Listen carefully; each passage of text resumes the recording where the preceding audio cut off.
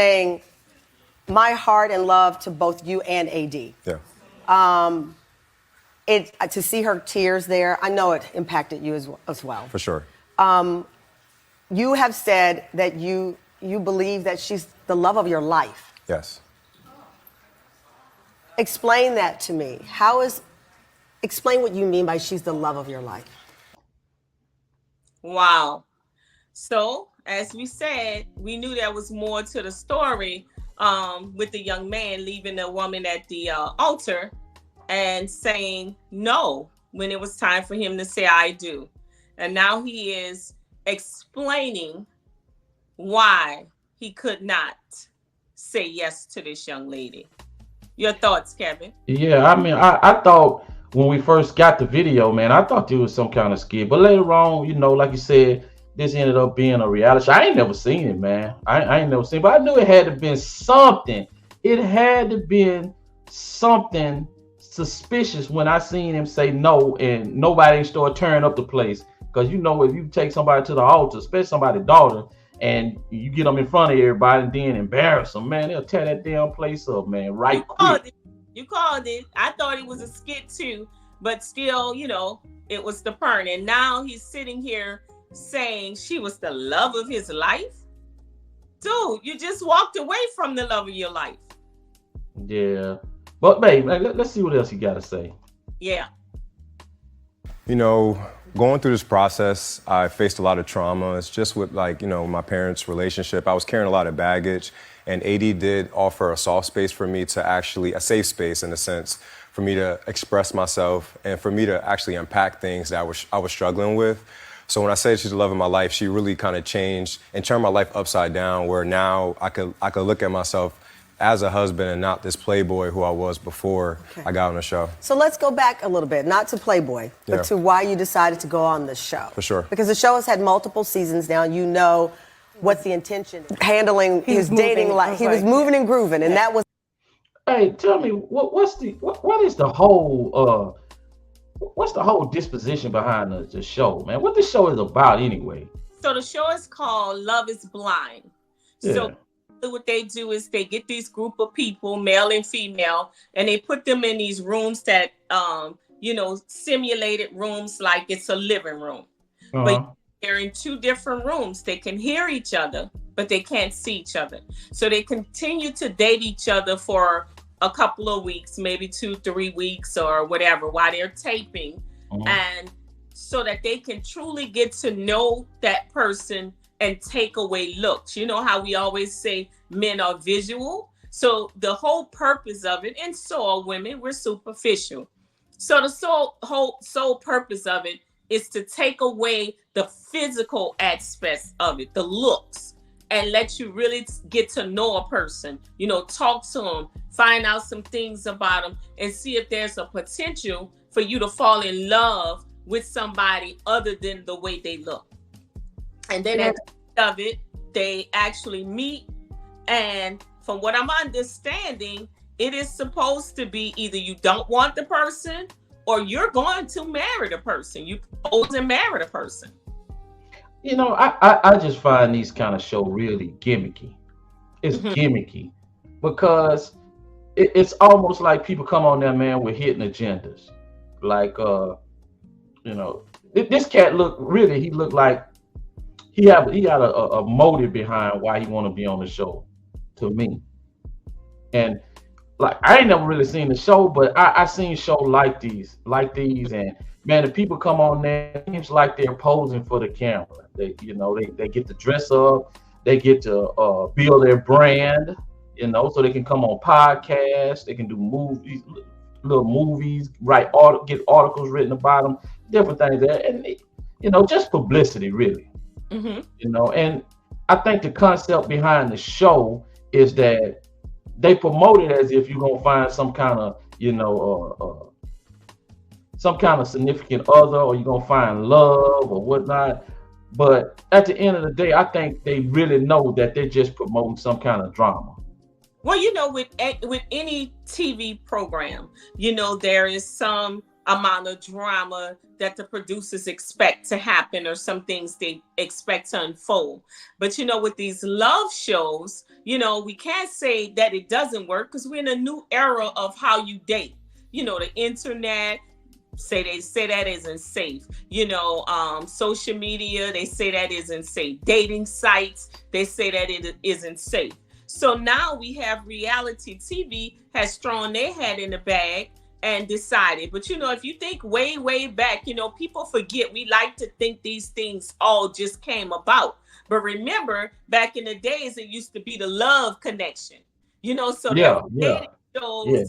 Back in the days, it was just done differently. It wasn't so publicized. And then remember, after people would get off of those shows, you would never hear about them again or see them again. Whereas the difference now, when they come off these reality shows and they get married or they don't get married, we tend to still follow them either on social media or other platforms. Like you say, they start to go to interviews and things like that. So I think what you say is true. Some people enter into the show to build themselves, to build the brand, to get their name out, to get their face out, to venture off into whatever else they're into. Now, do some of them get married? Yeah.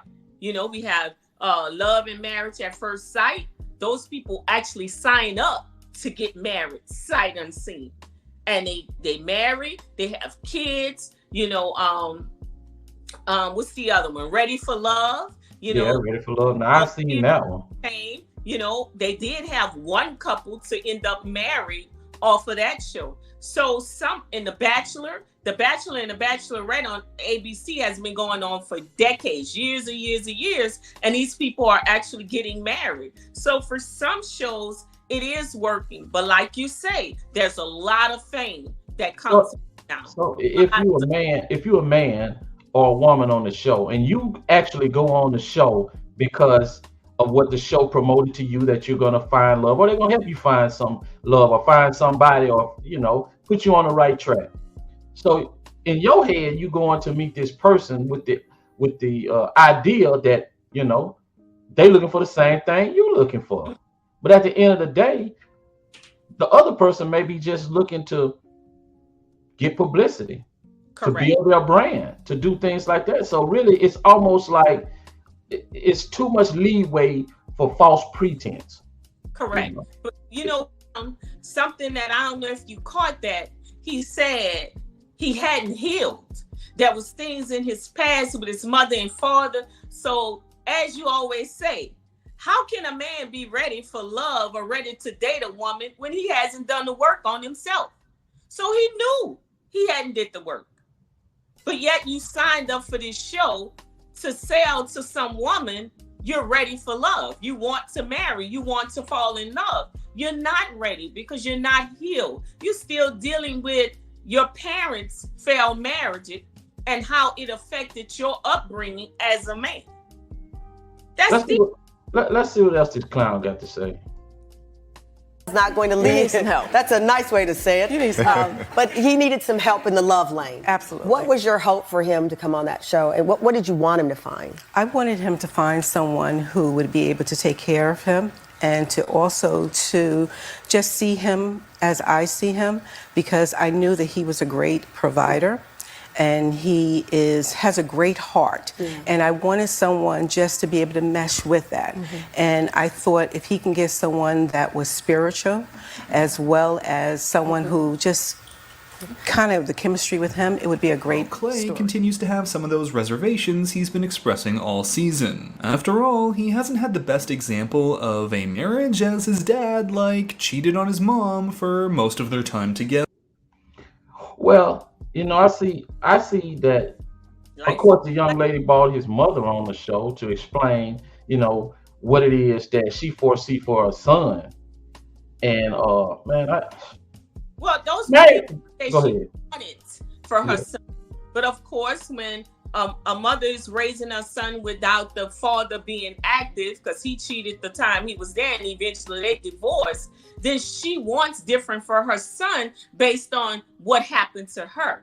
So because of her experiences, she expects her son to be different because you seen my suffering, you seen my pain. I expect you to be a different man. So because I've done all this polish work on my son, and I've raised a good son, so he's not going to be like his daddy, his cheating daddy. He's going to be good because I raised him. So I need him to have the right woman. She's got to be loving and take care of him and be spiritual. Oh, she got to be all these things. Because guess what? I got a great son. You know why I got a great son? Because I raised him not to be like his cheating daddy. And she raised him not to be like his cheating daddy, but he ends up being like his daddy. And the reason why is because she injected all those emotional traits into him, you know. And if you listen at the dude, and just for him to have his mama on up there on stage explaining to the world why, you know, I want my son to do blah blah blah blah. Man, it's just no, bro. That's not where it's at, man. That's not, he still needs that mother support. He's still running. You mess up, you go out and you mess up, and you run to mama to fix it. Ma, I need you to fix it because they're saying all these things about me. I'm looking bad. I'm not that guy that they're talking. Mom, I need your help to come and fix me. And she goes now to try to paint her vision of the son she raised. Dude, that ain't it. No, that ain't it, man. And then she used words like, I need somebody to take care of my son. You need somebody to take care. I think, ain't your son supposed to be taking care of somebody? Oh, you know, she came back and said, he's a great provider. I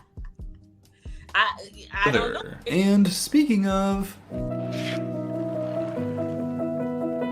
Dad. Clay, What's up, what's man? good? What's good? Man, I didn't think I always was a suave guy. I looked up to my dad. I loved how smooth he was. So the pros of my dad, I identified it. I wanted to be like my dad, but I didn't know that I took some of his cons as well. It's okay. You worked for this. It's fine. All the superficial things of the world were not a factor for you two. I ain't gonna say all that. I just want to have that reveal door and, like, you know, be super turned on by my wife, you know? I just have to be attracted to you. I kind of lean towards more like petite. My favorite attribute is like lips. I do. AD, I love you. I don't think it's responsible for me to say I do. I just don't think it's responsible for me to say I do at this point when I still need work. Time. I don't want to like bash him, y'all, because I love this man, but I just don't understand. It's a unity of self. It's a So did you hear what he said when he was talking to her on the floor? He said when he opened the door, he expected, because at, you know, at the end of them talking for this long time, they open the door and get to see who's the person they've been talking to. And he's like, when I open the door, I want to be attracted to my wife, her lips, her eyes. He went to describing the things he needed from a woman, which is implied she didn't have them. So he got her heart. He got everything else, but he didn't like her looks. I mean, how you let it get all the way to the altar and you already know that's not what you wanted? But it goes back to the same thing you and I always debate about, having qualities, but not everything. See, you got to know what means the most to you. We don't, you know, some of us are real superficial and we don't want to admit that. We don't want to admit it. So we like, oh, she's a good person. She got a good heart. You know, she's not bad. Her body's decent. But he just described lips and all this other stuff, which implies she didn't have those things. So there was something she was missing in physical features that he wanted. And it'll be just like that with the next woman and the next woman and the next woman, because he's an emotional man.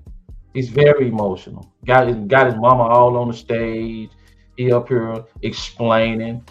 He goes through all these things in order to get this lady to the altar, all the rigmarole. And now he gets up in front of everybody and he rejects, you know, he rejects the marriage. He doesn't want to get married. So go ahead. Go ahead. A poor example for him to use his dad as the reason. You heard what he said? Well, I was trying to take all the great qualities about my daddy. But what I discovered, I got some of his not so great qualities. What? His cheating qualities? I mean, man, listen. You can always find a woman that seems to be better than the one you got. That's the optional paradox right there. You're always gonna seem to find somebody that's better. But emotional men, they can't stay out the way of the temptation. And I'm not saying that more logical guys can do that, or they absolutely 100% can do that. That's what I want to say. But they're more prone to be able to resist temptation and be content with the woman that they have. These emotional men that's raised by their mother, they fly by their feelings. If after a while they look over at you and they see, hey man, my girl don't look that good no more, then they're gonna start looking for somebody else. Or if somebody come in they shadows, then hey, they off chasing the next piece of ass. That's just all it is to it. Well, see, I don't know because how much of a role his daddy played in his life, because he himself was able to identify that I was taking on the good qualities of my dad, which means he felt like there was some. He said, but I didn't realize I was also taking on his negative qualities as well. But at the same time, if you raised with your mother and your mother is going through all kind of pain or going through her trauma from her daddy, then that's gonna rub off on your son. He got to sit there and watch his mama go. So he gonna feel some kind of way about his daddy now. Yeah, he gonna feel some kind of way. It's just natural for a person to do that. So most likely the respect level for his father not gonna be there, and he's gonna listen at what his mother say. He's gonna take his mother's word for everything, and it's hard for a young man. It's hard to keep a young man on the path of being a man when he's going through that kind of trauma. Mm-hmm. It's hard to keep him on the path because he's going to lean more towards his mother. He's going to lean more towards his mother. And go ahead. Most men do. Yeah. But the thing, he's saying that, hey, man, I don't want to be like my dad. No, you like your dad because you emotional and you cannot be content with one thing. See, because in a lot of guys' mind, they want this ultimately beautiful woman that she always look beautiful all the time. She got the perfect body. She's everything I ever wanted. She's everything I ever wanted. And you search your whole life looking for that. You search your whole life instead of saying, hey, man, I got most of what I want. This is a good woman. Let me be content with this. And most guys that don't bob and weave by when the wind blows, then yeah, they can hang in there and find them a woman to be content with. Well, I think his struggles. Unity of finances is a business. Finances, I kind of looked at it, brushed it off, but finances is huge to me, and I don't really understand her finances like that. It's just for me to say off a great 2 weeks, this is going to be my wife forever. I could not make that decision to you today. Kind of like a sacrifice. Like you learned so much about yourself. Yeah, like, I get that. Used me to do it. So yeah, go ahead. He used her to find out so much about himself. At the risk of her pain or her being hurt, he decided to go and use her, Yeah. So how can you use somebody? He clearly said, he said it, she said it. He said it to, Tamara in the beginning that, she brought me that. She taught me that. She gave me that. She gave me the strength to identify those things within myself, to be stronger, to correct some of those things. But the thing is, like we always say, he knew he had those issues. He knew he had those father issues. He knew he had those playboy issues. So why did you go on this show? What were you to gain out this show? Now this woman is damaged. She's emotionally damaged. He's trying to build his brand. Now look at him. He with a whole nother woman. You see it. A white woman at that. As you notice. Yeah. And he with a whole nother woman. And listen, man, hey man, you date who you want to date. I don't have no problem with it, but a lot of people do have problems. Go ahead. Maybe she has the lips and all of facial features he was looking for, that he said he wants to open the door and see in his wife. And this is recently. I mean, the show just ended back in March, and here we are, May, and you healed. You healed all of a sudden. You ready to move on. Man, this is lady, bullshit. that young lady is left. What is her name? AJ. She's left to pick up the pieces because she was really in love with him. Yeah. She really led with her heart. I don't know, man. I just wouldn't go on no show like that, man. It seems like it's set up, man. You almost set up to lose before you start. Now, is it a chance that you could win? Yes, it's a chance that you could find somebody to get married, but it's just too many. It's too many variables in this thing, man. It's too much. You don't never know what people's motives are. Now look at this cat, man. He with a whole nother woman, man. But Left the woman at the altar, and now he with a whole nother woman, man. It's almost like playing the lottery, I thought he said he was gonna fix on himself. That's what he said to her. Yeah. Maybe you listen. You said he was an emotional man. What do women typically do when they get out of a relationship? What do? They run and jump and be in bed with another man. Exactly. So he's just acting accordingly. Exactly. That's it. Exactly. He's emotional. That's what his mama would have did. Bruised and hurt, and people are talking about me and blah, blah, blah. So he's looking for a trophy to make him look better to the public, to make him look like he's upgraded. So to him, he's upgraded. He's moved up. So he don't have to, think about his flaws and who he is. Oh, I just upgraded. Look at me. I moved on to something better. I guess.